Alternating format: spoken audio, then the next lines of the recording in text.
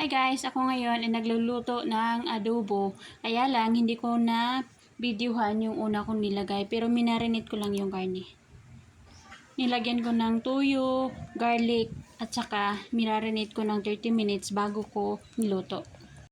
Nung niluto ko siya, hindi ko siya nilagyan ng mantika. Nilagyan ko lang yan siya na diretso ko na yan nilagay sa kalahat. Tapos ngayon, naglalagay ako ng pamintang durog at saka dahon ng paminta. Tapos i-mix-mix mo lang siya hanggang magsama-sama sila. Tapos ipatuyo mo siya konti.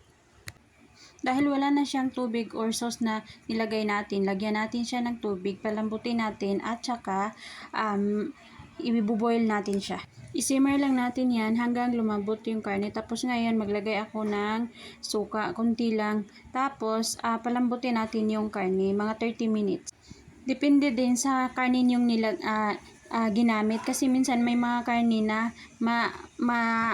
parang makunat. Tapos ito kasi liempo yung ginamit ko. Tapos yung maninipis na liempo para madali siyang lumambot. Tapos wag kayong mag-alala pag tuyo na tapos hindi pa lambot yung karne niyo, pwede kayong magdagdag ng tubig kasi sisipsipin din yung tubig sa karne para lumambot.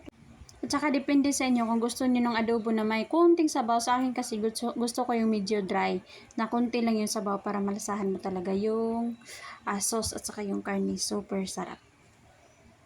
So, ito na yung naluto. Ito na yung adobo ko.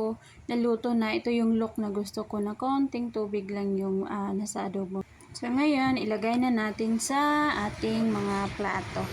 Ilagay na natin siya sa plato para makastart natin kumain. So, ito yung look ng adobo ko. So, yummy!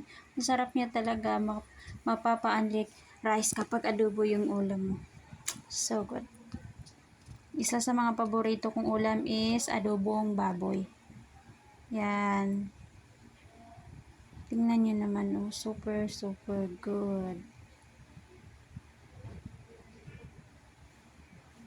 Thank you for watching. Salamat!